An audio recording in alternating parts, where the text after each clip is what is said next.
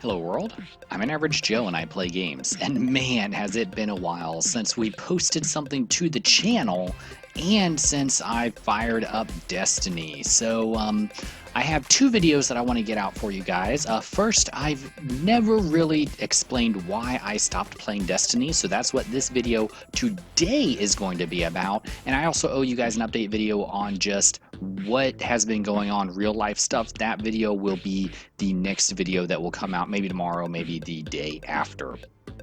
But for today, I wanted to talk about why I stopped playing Destiny. So you can kind of see I just logged in after it took a while to update. You can see I have, this is my highest level character. My used to be 34. I guess I leveled up by playing a couple of games of Crucible right after The Taken King came out. But you can see this is my total year one loadout with all of the awesome year one gear. All of my favorites. We'll throw some of these guys on here for old time's sake. There we go. That was my favorite year one loadout right there.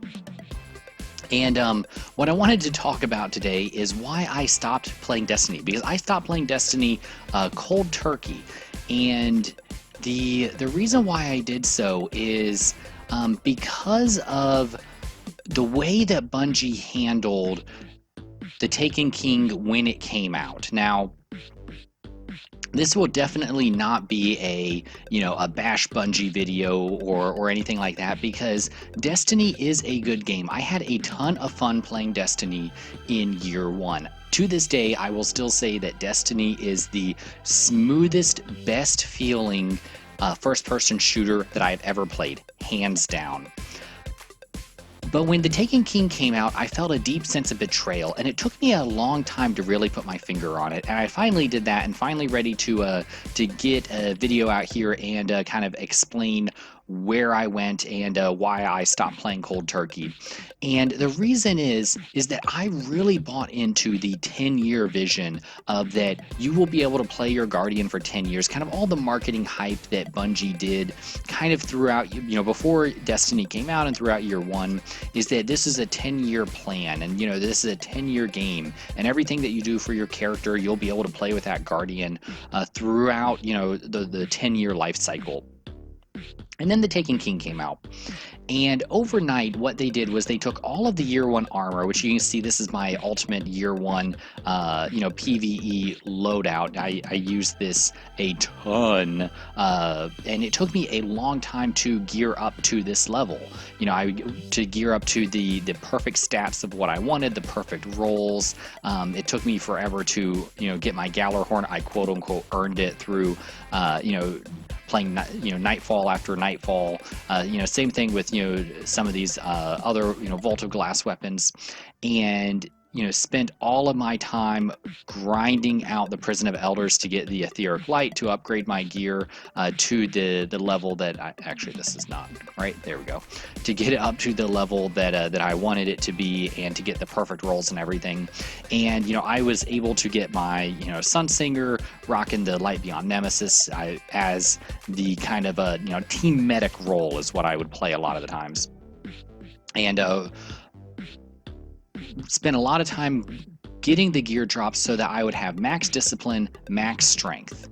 And then, intellect doesn't matter for a Sunsinger Warlock in PvE, because you're saving your super a lot of the times to either generate a lot of orbs for your team, in which case they'll use their supers and give you orbs back, or as an emergency release valve to resurrect, in which case you shouldn't be having to use that very often.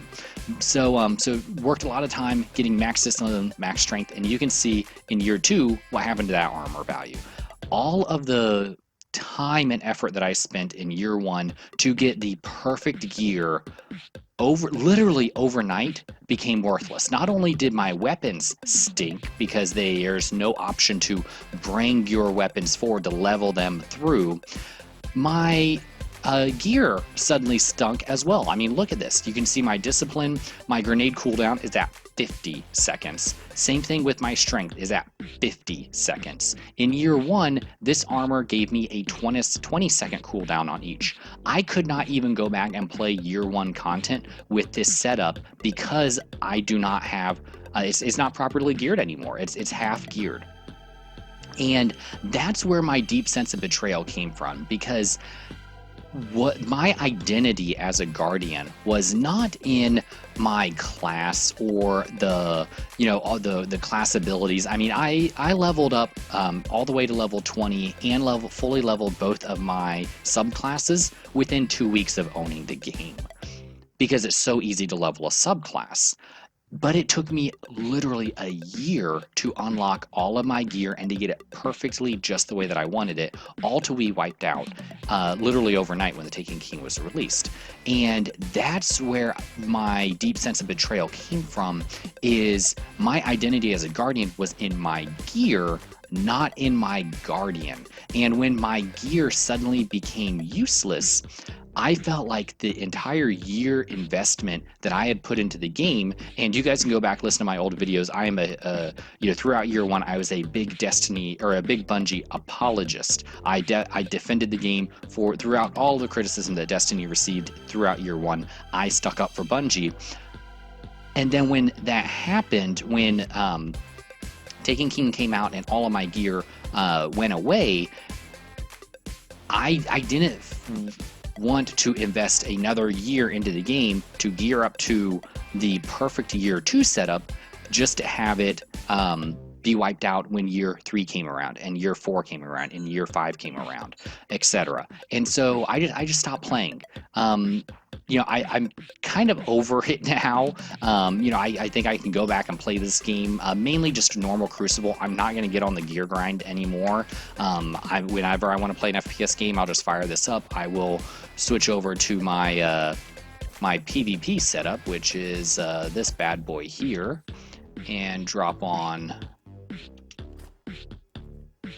not that one. Where is it? Cryptographic. There we go. Oh, that is a thing of beauty. And I'll just throw on a PvP setup, and then just go into Crucible with the level scaling, and still be able to rock it out. My gear still sucks, but with the Void Fang vestments, I'll get a grenade on every respawn anyways. So I think that's what I'll be doing from here on out. I will not be going out and regrinding all of my gear again. There's too many other games that I want to play, quite frankly, than to spend another year of my life grinding out gear that will just be replaced. So how could this be fixed? How could Bungie have handled this a little bit better? So here's my proposal. Here's the way that I think leveling in Destiny should work. And it's mainly wrapped around something that should be very valuable, but is not valuable at all in the economy of the game, and that's motes of light. So let's read the lore text on the mote of light. A brilliant spark of the Traveler's light. So in the Destiny lore, the Traveler is kind of the power behind all the Guardians, and a mote of light is a piece of that light, a piece of that power of what is the engine that makes Guardians go. But in the game, so that's lore-wise, but in the mechanics of the game, motes of light are just a currency. They have basically no value at all because they're so easy to earn, and I only have 66 of them, but many Year 1 players have literally hundreds or thousands of motes of light just floating around, and that doesn't make sense from a lore perspective.